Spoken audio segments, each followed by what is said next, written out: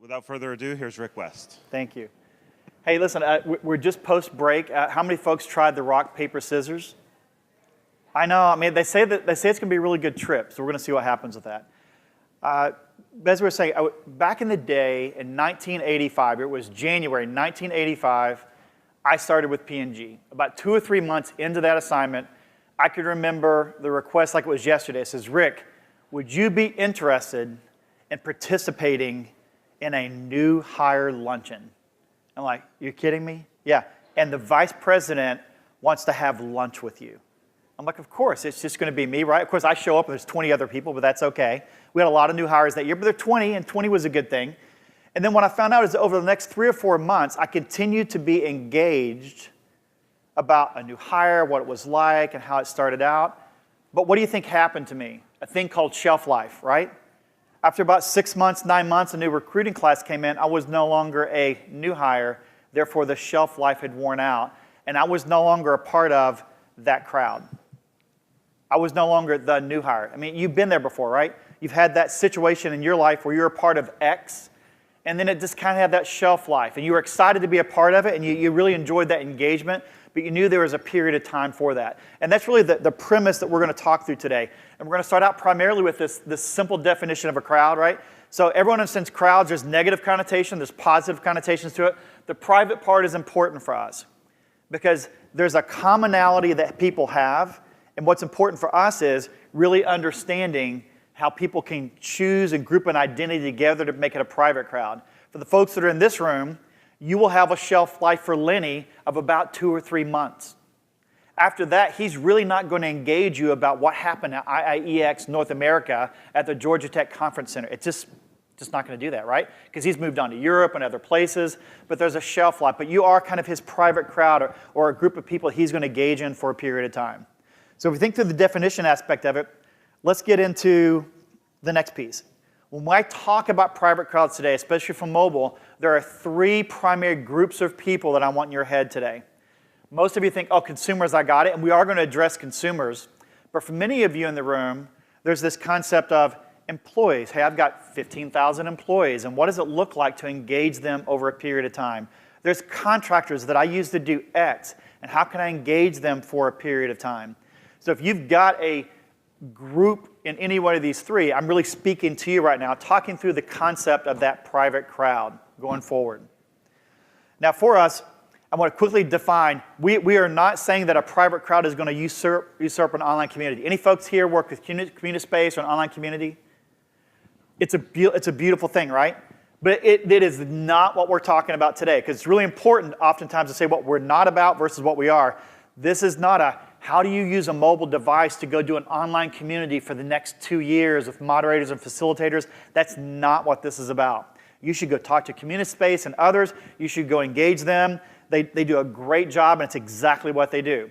There's a lot of folks in this room that would say those, yeah, but I just love to engage a set of consumers, a group of contractors or employees for maybe 30 days, 60 days, 90 days. How can I take the benefits that you would get with an online community, create that type of feeling in a private crowd for a short period of time and be able to make that happen without the same setup and the timing that necessitates doing an online community? Make sense? So we're definitely separating those 2. So we've through with our definitions. The impact of crowds are important. Remember this photo? This photo was really, really important. It's just breathtaking when you looked at it. On the left-hand side, these are individuals that are coming to see who? Back in 2005. Who was there? Okay. And who was there in 2013? Now, do we think there's any difference between the passion and the demographics and who was driving that crowd on the left-hand side versus the right-hand side? But this photo was posted for a reason. So why did they post this photo? What's the difference on the right-hand side? It looks to me like a good portion of that crowd are sitting there with a mobile device. Someone would say, oh, no, you don't understand. The people on the right are younger, hipper, and cooler and have a higher income because they have smartphones. And I say, really? So the people that were lower income, not as smart, without iPhones didn't make the trek? That crowd is passionate. And that crowd is going to be very, very specific, and they're going to have certain demographics and certain thoughts and certain feelings. But guess what? They just changed. They just changed. No, they didn't. Technology is part of who they are today. Same group looking at it. So the question becomes, if you wanted to go engage that crowd on the left, what would you have had to have done in 2005 to engage them? Today, in 2015, to find and engage that crowd because of mobile technology, it's a completely different business proposition.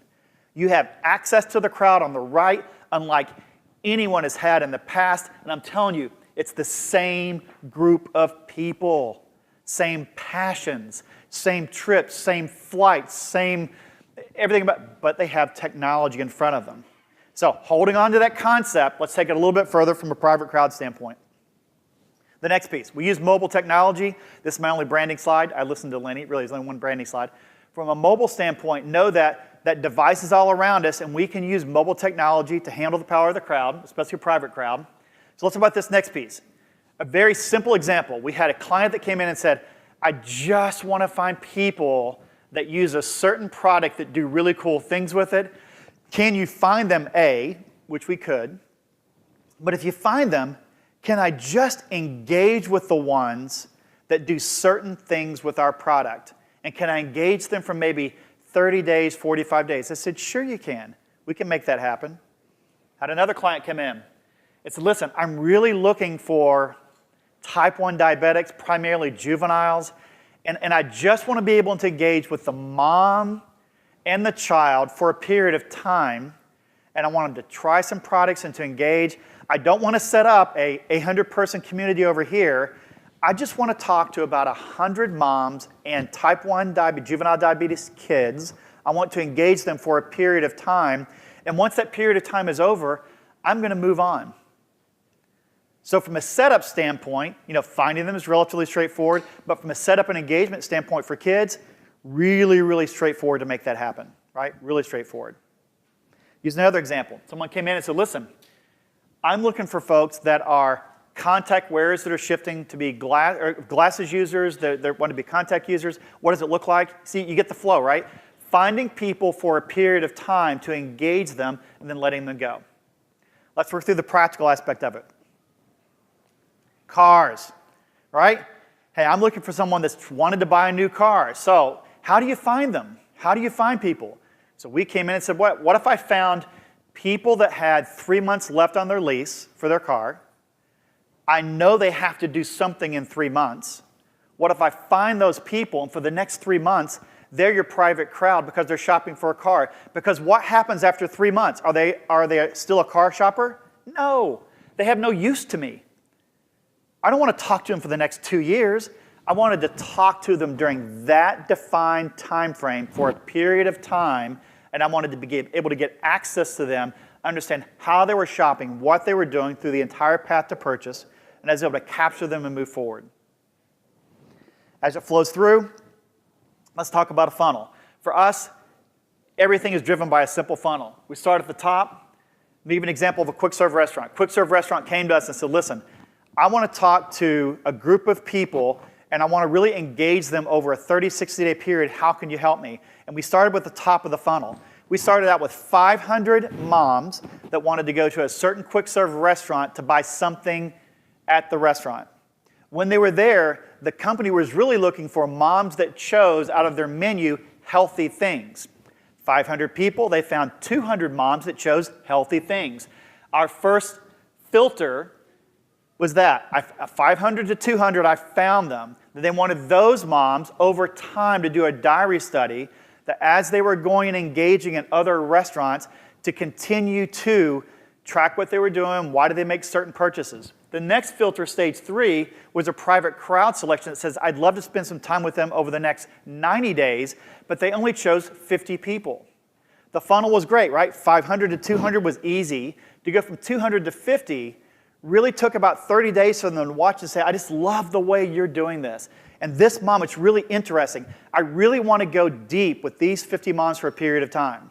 Now, what was somewhat unique with this is when we finished up, they actually took 10 of them in one sitting and did a focus group with them, totally separate with what we're talking about today. but the funnel's simple.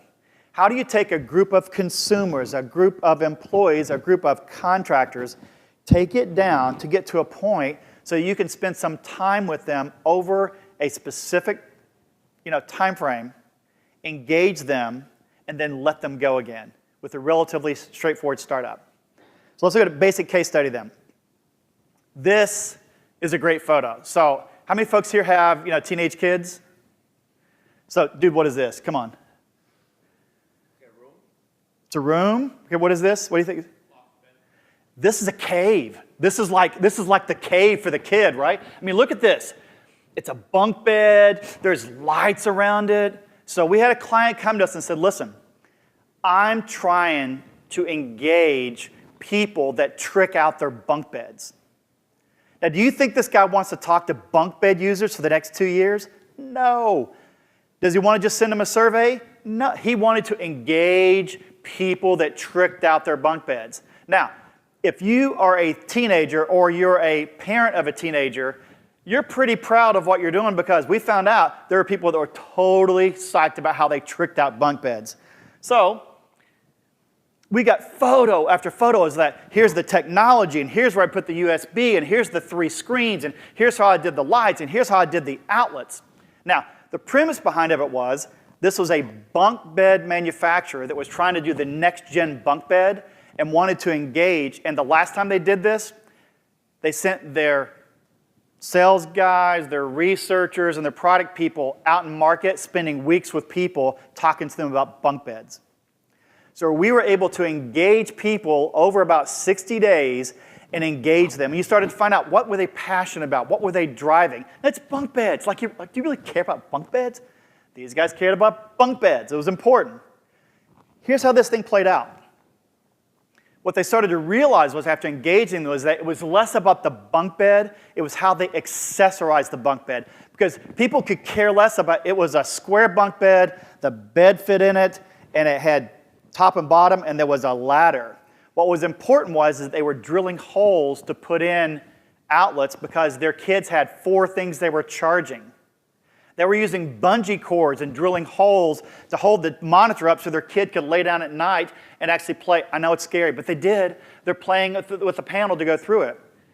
The light rope, they were going over to lawn and garden, getting the light rope, putting it up under because they didn't want to have the light keep them up, so it treated it like a nightlight. After about 60 days, the client realized, I have a totally different business model.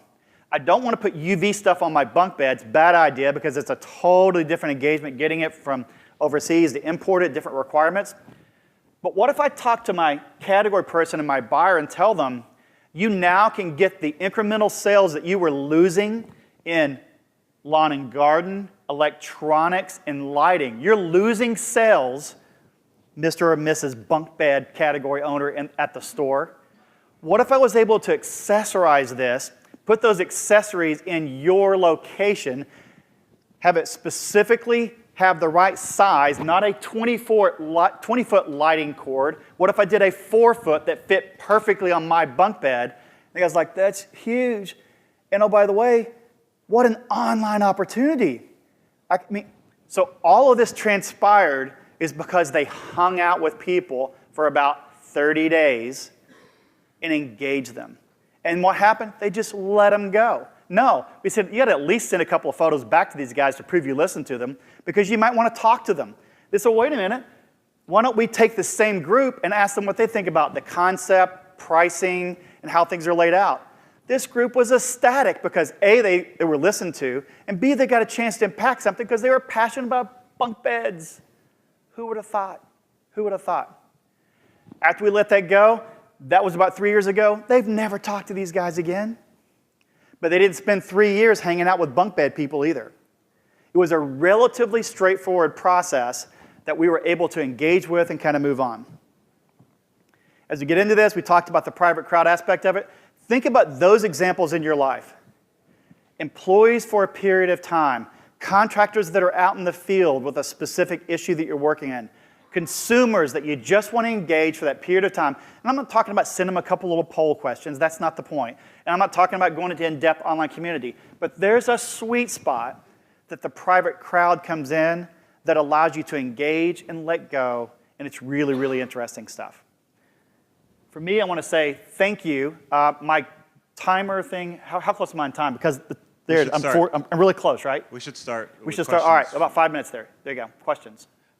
Okay, we have time for questions. There's people roaming with mics, so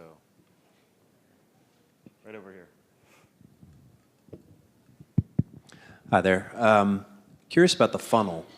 Like I was trying to follow the 3 parts of the funnel, and can you talk more about just what happens in the upper part of the funnel? I get the bottom part. Yeah, oftentimes if you've got the next year or so, you want to spend a couple of months recruiting someone, you have your current questions, algorithms, and ways to select people.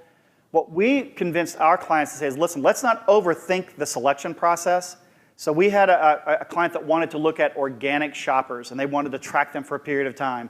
And they had this extensive 40-question algorithm. And I used the word dude. I said, dude. I said, come on, really? Dude, really? Is it? I mean, tell me, what are the 5 items that everyone has in their cupboard other than organic spinach that says they're really organic? He said, oh, that's easy. If you have these 5 items in these 5 categories, you're like the sweetest of sweet spot. And so we spent the top part of the funnel very quickly finding those that had those items, or in this case, who was tricking out their bunk bed. It was all about capturing some data that was valid data during the screening process. So what we convinced them is that instead of using the algorithm, what if you actually engaged them for a period of time, captured good data, and it helped you wean it down to get the 200, as opposed to starting out with an exhaustive process to start with 200. So we kind of worked our funnel down to go do that. Okay, I think we have time for one more question.